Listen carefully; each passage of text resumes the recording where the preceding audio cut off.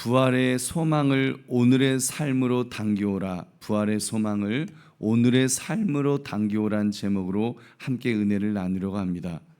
여러분, 씨앗 하나를 우리가 한번 손에 올려놓았다고 한번 보십시오. 작고 마르고 힘이 없어 보입니다. 근데 그 씨앗을 땅에 묻으면 시간이 지나면 이제 전혀 다른 모습으로 올라오게 됩니다. 잎이 나오고 꽃이 되고 열매가 되고 그리고 생명이 됩니다. 여러분, 오늘 바울은 바로 이 그림으로 부활을 설명하고 있습니다. 고린도 교회 안에는 부활을 의심하는 사람들이 있었습니다. 그들이 이렇게 물었습니다. 고린도전서 15장 우리 35절 말씀 같이 읽겠습니다. 시작. 누가 묻기를 죽은 자들이 어떻게 다시 살아나며 어떠한 몸으로 오느냐 하리니. 여러분, 이것은 단순한 호기심의 질문이 아닙니다. 약간은 비웃는 질문에 가깝습니다. 아니, 몸이라는 것이 그 죽으면 이제 썩고 흙이 되고 다 사라져 버리는데 그게 무슨 어떻게 다시 살아난다는 거냐, 이제 그런 질문을 던졌습니다. 여러분, 이 질문은 오늘 우리도 때로는 우리가 이렇게 의심할 수 있는 질문이 아닌가 싶습니다. 여러분, 장례식장에서 고인의 몸을 염하면서 정말 저 몸이 다시 부활할 거야, 이런 그 확신보다는 사실 정말 부활할까, 이런 마음이 들 때가 왜 없겠습니까? 여러분, 병상에 누워서 정말 연세 많으셔서 이렇게 돌아가시려는 그런 분들, 마지막 숨을 쉬는 분들을 보면서 저분이 다시 부활할 거야, 이런 마음보다는 사실 반대 마음이 더 많이 생길 것입니다. 바울은 그 질문 앞에서 지금 피하지 않습니다.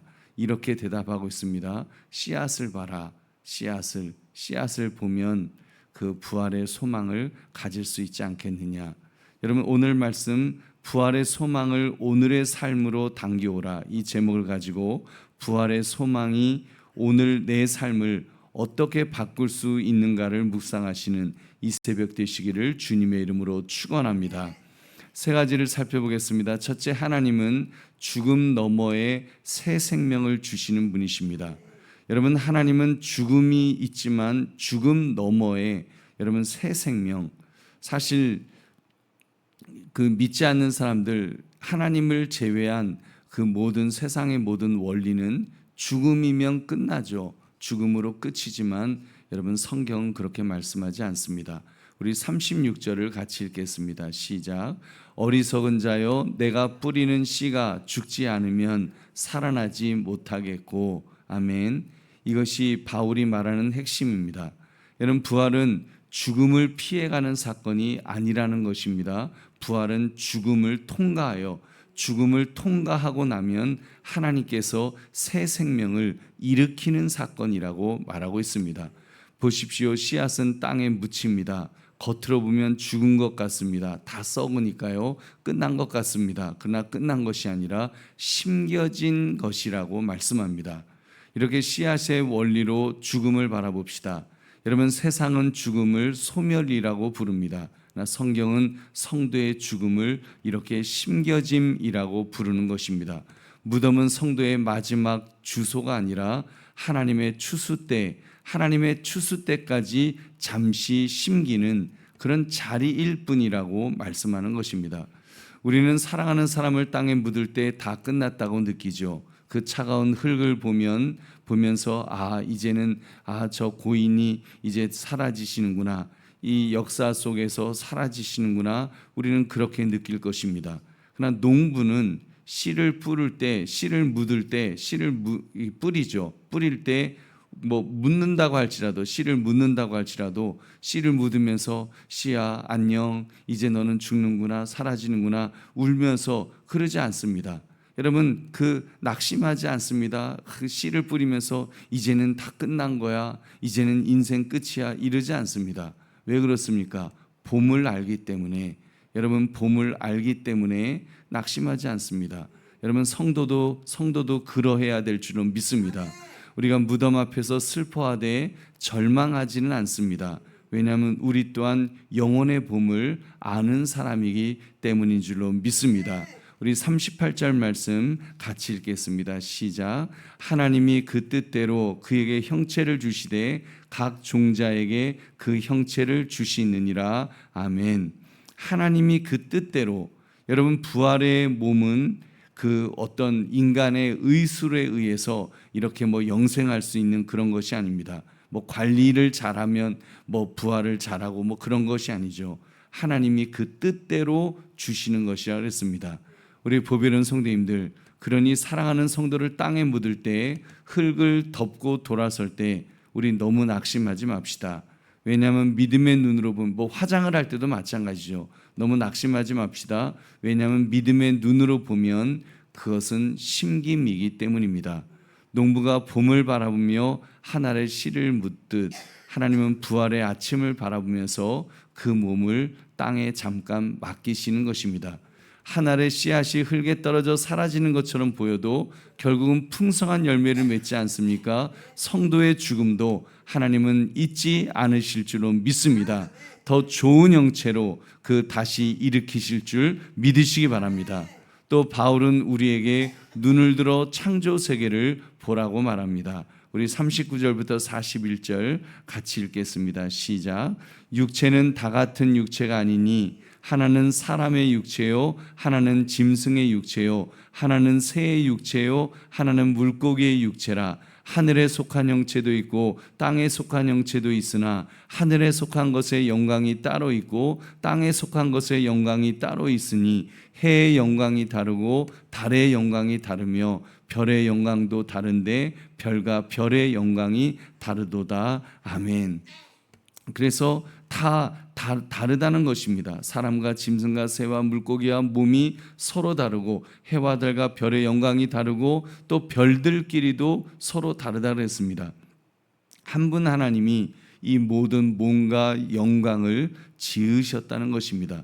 여러분, 그렇다면 그 하나님이 그렇게 해와 달과 별과 그 모든 영광을 지으시는 하나님이시라면 부활의 몸을 하나 더 지으시는 일이 어찌 어려운 일이겠습니까? 무에서 유를, 무에서 천지를 지으신 하나님을 믿는다면 죽은 자를 다시 살리시는 하나님 또한 믿어야 할 줄로 믿습니다. 여러분, 그 화장을 한다 할지라도 마찬가지입니다. 화장이면 어떻고 매장이면 어떻습니까? 여러분, 하나님께서 다시 그런 새로운 부활체로 만들어 주실 줄로 믿습니다. 그러므로 창조주 하나님은 죽음 너머의 새 생명 또한 주실 분이심을 믿고 신뢰하시기를 주의 이름으로 축원합니다. 두 번째, 하나님은 썩고 약한 몸을 영광스러운 몸으로 바꾸시는 분이십니다. 우리 썩어질 것이고 또 우리 약한 몸이지만 영광스러운 몸으로 바꾸신다. 우리 그 보배로운 성도님들, 그렇다면 그 부활의 몸은 어떤 몸일까요? 바울은 네 가지로 대조해서 보여주고 있습니다. 우리 42절부터 44절까지 같이 읽겠습니다. 시작. 죽은 자의 부활도 그와 같으니 썩을 것으로 심고 썩지 아니할 것으로 다시 살아나며 욕된 것으로 심고 영광스러운 것으로 다시 살아나며 약한 것으로 심고 강한 것으로 다시 살아나며 육의 몸으로 심고 신령한 몸으로 다시 살아나느니 육의 몸이 있은즉 또 영의 몸도 있느니라. 아멘. 썩을 것이 썩지 아니할 것으로, 욕된 것이 영광스러운 것으로, 약한 것이 강한 것으로 육의 몸으로 심고 신령한 몸으로 다시 살아난다고 말씀하십니다. 여러분 보십시오. 바울은 지금 우리 몸의 현실을 정직하게 인정하고 있습니다. 사실 우리 육신은 썩음의 법칙 아래 있지 않습니까? 아무리 건강한 사람이라도 아놀드 슈와츠네거처럼 건강한 사람이라도 이제 나이 들면 흐물흐물해지고 나중에는 그 숨이 끊어지면 이제 그 육신은 썩어질 수밖에 없습니다. 그렇게 시간 앞에서 다 무너집니다. 그러나 부활의 몸은 다시 병들지 않을 것이라고 말씀합니다. 다시 늙지 않습니다. 다시 죽지 않습니다. 욕된 몸이 영광스러운 몸으로 살아날 줄로 믿습니다. 여러분, 스펄전 목사님은 이렇게 말했습니다. 부활의 몸은 정체성은 같으나 중요한 여러 면에서 그 다른 몸이다. 여러분 그 씨앗과 꽃이 그토록 다르지만 여러분 씨앗하고 꽃은 완전히 다르죠. 근데 같은 생명이지 않습니까? 같은 생명인 것처럼 말입니다. 그러므로 부활은 내가 다른 사람이 되는 것이 아닙니다. 바로 이 내가 영광스럽게 완성되는 줄 믿으시기 바랍니다. 여러분 끝으로 육의 몸이 신령한 몸으로 살아난다 그랬습니다. 여기서 신령한 몸이라는 것은 그 신령하다고 하니까 무슨 육체가 없는 유령이 된다는 그런 뜻이 아닙니다. 우리 육신을 가지죠. 예수님이 그러셨습니다. 그 물고기를 드실 수 있었습니다. 그 도마가 그 손에 있는 못자국을 만져볼 수 있었습니다. 여러분 그러나 그 유령이 된다는 그런 의미가 아니기 때문에 근데 또 문이 닫혀 있는 문을 통과하시고 사라지실 수 있는 그런 육체였죠. 여러분 그래서 그 부활체 새로운 부활체였기 때문에 우리는 그 신령한 몸을 성령께 온전히 다스림을 받는 그런 몸으로 우리가 이해할 수 있을 것입니다. 여러분 그러니까 기독교의 소망은 죽어서 영혼만 천국 간다. 여러분 그것이 아닙니다. 물론 지금 당장은 영혼만 천국을 가겠죠. 그렇지만 주님 부활하실 때는 몸의 부활도 일어날 줄로 믿습니다. 하나님은 우리의 영혼만 구원하시는 것이 아니라 몸까지 구속하시는 줄 믿으시기 바랍니다. 보배는 성도들이여, 이 말씀은 우리가 정말 병든 성도들에게 위로가 되는 말씀입니다. 또한 염을 할 때 유가족들에게 위로할 수 있는 것은, 그리고 한 줌의 재로 이제 그 유골함을 가지고 나오는 성도에게 위로할 수 있는 것은, 육신은 그것으로 끝나는 것이 아니라 주님 그 재림하실 때 다시 부활할 것이라고 하는 그 약속의 말씀이기 때문에 우리가 소망을 가질 수 있습니다. 여러분, 우리 몸은 버려진 몸이 아니기 때문입니다. 우리 몸은 신령한 몸으로 변화될 몸이기 때문입니다. 그러므로 오늘의 약함을 부끄러워 말고 영광스러운 변화를 소망하시기를 주님의 이름으로 축원합니다. 세 번째, 하나님은 우리에게 하늘에 속한 그리스도의 형상을 입히시는 분이십니다. 우리에게 하늘에 속한 예수님의 그리스도의 형상을 입히신다는 사실입니다. 바울은 부활의 가장 깊은 뿌리를 보여줍니다. 그것은 두 사람의 이야기입니다. 첫사람 아담과 마지막 아담 그리스도입니다. 우리 45절 같이 읽겠습니다. 시작. 기록된 바 첫사람 아담은 생명이 되었담과 같이 마지막 아담은 살려주는 영이 되었나니. 아멘. 여러분, 첫사람 아담은 흙으로 지음받았습니다. 우리는 그 아담 안에서 흙에 속한 형상을 입고 태어났습니다. 그래서 끝내 흙으로 돌아갑니다. 그러나 그리스도는 마지막 아담으로 오셨습니다. 살려주는 영이 되셨습니다. 우리 47절 말씀 같이 읽겠습니다. 시작. 첫사람은 땅에서 났으니 흙에 속한 자이거니와 둘째 사람은 하늘에서 나셨느니라. 아멘. 둘째 사람은 하늘에서 나셨느니라. 우리는 태어날 때 아까 말씀드린 것처럼 첫 아담 안에서 태어났다 그랬죠. 그래서 흙에 속한 자의 형상을 입고 있습니다. 흙에 속했다는 말은 약하다는 말입니다. 죄의 영향을 받고 죽음 아래 있고, 그래서 우리는 그렇게 쉽게 낙심합니다. 쉽게 상처를 받습니다. 쉽게 교만해지고 쉽게 두려움에 빠집니다. 흙에 속한 형상이 우리 안에 너무 선명하게 남아있기 때문입니다. 근데 복음은 여기서 끝나지 않고 이제는 그 부활하신 예수님 그리스도께서 성령으로 자기 백성에게 영원한 생명을 부어주신다는 사실입니다. 그래서 둘째 사람은 하늘에서 나셨기 때문에 여러분, 하늘의 것을 우리가 얻게 될 줄로 믿습니다. 아담 안에서는 죽음이 끝이지만 그리스도 안에서는 죽음이 끝이 아닙니다. 여러분, 영원한 삶의 시작인 줄로 믿습니다. 그래서 49절은 이렇게 약속합니다. 우리 49절 같이 읽겠습니다. 시작. 우리가 흙에 속한 자의 형상을 입은 것 같이 또한 하늘에 속한 이의 형상을 입으리라. 아멘. 여러분, 우리가 하늘에 속한 이의 형상을 입게 될 것이라. 흙으로 끝나는 것이 아니라 우리는 아담 안에서 죽을 자였으나 그리스도 안에서 그렇게 살 자가 된 줄로 믿습니다. 하늘에 속한 이의 형상을 입은 자로 그렇게 살게 될 것입니다. 여러분 기억하십시오. 여기에 십자가가 있습니다.